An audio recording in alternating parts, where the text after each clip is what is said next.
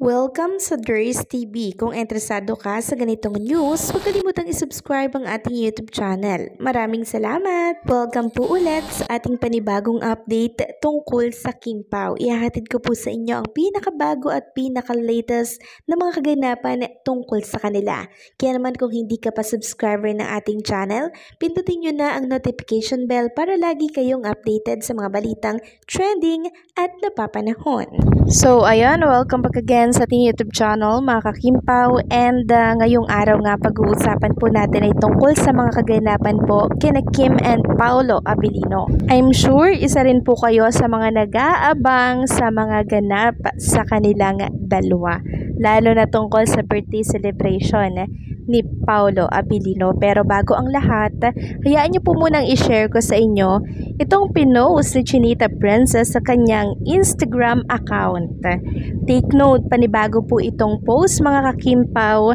Kuha ito sa Cebu na kung saan ay umattend sila sa event po ng Chowking para po sa Halo-Halo Land for Chowking. So may video dito na binahagi si Kim Chu na kung saan kasama niya nga dito si Paolo Abilino na talaga naman pong pinagkaguluhan sila dyan sa Cebu. So sabi dito sa caption, Cebu, daghang salamat sa inyong init nga pagdawat sa Chowking Halo-Halo Land.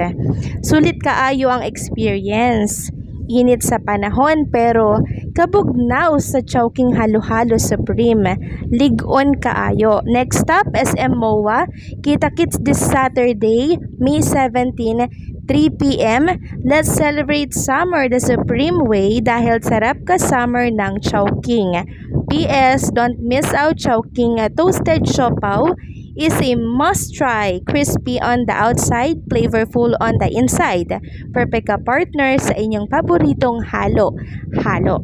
So may ganap po sina Kim and Paolo, May 17, 3 p.m. po yan sa SM MOA. And for sure, magpapakilig na naman po sina Kim and Paolo Abilino dito. Kaya sa mga malapit po dyan sa SM MOA, naku, wag na wag nyo pong palalagpasin ang happenings na to for Kim and Paolo Abilino. May mga pag-games na naman sila doon mga ka-Kim-Pao, and pwede po kayong sumali dito. And since fresh from celebration ng birthday si Kim and Paolo, for sure, meron na naman pong makikita ang mga Kim-Pao fans na pupunta dyan.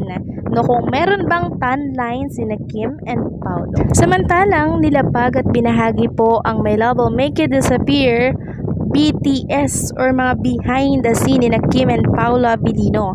So ito po ang pinag-uusapan ngayon sa mundo ng X and syempre sa mundo ng social media, particularly po dito sa Facebook. Nakita ko kasi doon yung pa-video po nitong si Chinita Princess, and parang halatang kilig na kilig po siya dito sa akbay sa hawak po ni Paolo Abilino sa kanyang balikat. Tapos nang matapos na po yung video, tawa lang sila ng tawa kasi ang kukulit po nila dito sa behind the scene ng My Love Will Make You Disappear. And sana napanood nyo to mga ka-Kim-Pao, kasi kahit mag-isa lang kayo, wala kayong gagawin kundi tatawa at tatawa lang kayo habang nanonood kayo ng mga video nitong si Kim and Paolo Abilino. Next topic naman, meron tayong nakita pong picture dito sa Facebook, mula ito sa post ng isang netizen na Kim-Pao fans din siguro to. Wala ito kay Abigail Sermense. Credit po sa post mo. Sabi niya, pag gusto, may paraan. So ito po ay picture ni Paolo Abilino na kung saan makikita nga dito na nasa background niya yung parang nasa resort sila. Meron dyang swimming pool sa harapan po nila. Then, hindi po nakalagpas sa mata ng maraming mga ka-Kim-Pao etong legs na medyo slim. Alam naman natin kung sino yung slim mga ka-Kim-Pao. Medyo payat yung legs, diba? So, ang hinala po ng marami dito, walang ibang katabi si Paolo Abilino, kundi po si Chinita Princess. Ayan po mga ka-Kim-Pao. Nilagyan po ng arrow nung nag-post dito yung legs. Katunayan ay may katabi po si Paolo Abilino na slim. Alam naman natin kung sino yung slim na yan. Walang iba kundi si Chinita Princess. So ibig palang sabihin, kung updated itong picture na nakita natin, ay nasa isang resort sila, and talagang tinupad nila yung beach na kung saan ay favorite at love na love talaga nilang puntahan na parehas. Sabi nga dito ng isang nag-comment, Paolo Avellino with his Chiwariwap? Question mark.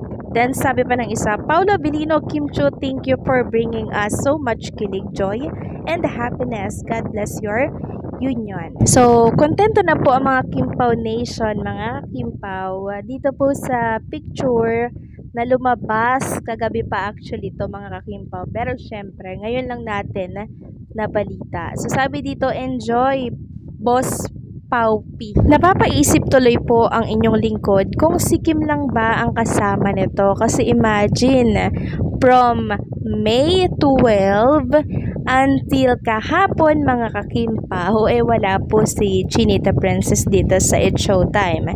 So medyo mahaba po yung vacation nila. And parang ito na ata yung pinakamahabang nawala po si Chinita Princess sa It's Showtime na wala tayong alam na ganap niya. 'Di ba? Kasi minsan naman merong mga haba siyang nawawala sa It's Showtime pero alam natin na meron siyang event like nung pagpunta po nila sa ibang bansa para po sa promo ng My Love Will Make It Disappear.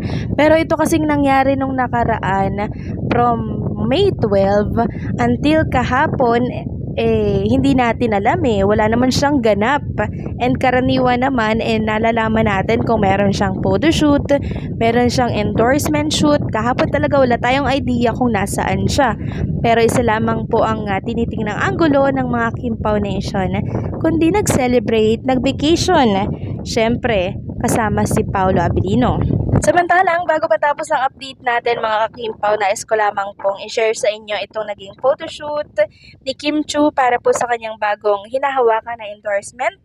Walang iba kundi po itong Orochina Jewelry na kung saan talaga namang ibinida niya po dito yung mga jewelry ng Orochina. So, bagay na bagay po talaga kay Chinita Princess na mag-endorse ng ganitong mga jewelry, mga luxury na jewelry mga kakimpaw kasi magaling at mahusay po siyang magdala ng mga accessories, ng mga fashion, mga OOTD na talaga namang hinahangaan at kinabibilban po ng mga Kimpaw fans at maging si Vice ganda rin nga po ay pinupuri po itong si Chinita Princess dahil sa husay nitong magdala ng mga outfit na sinusuot niya sa It's Showtime araw-araw. So di ko po nakakalimutan yung sinabi ni Meme Vice na kung saan pag nagkaroon daw siya ng business na mga about sa mga clothing, si Chinita Princess daw po ang kukuhanin niya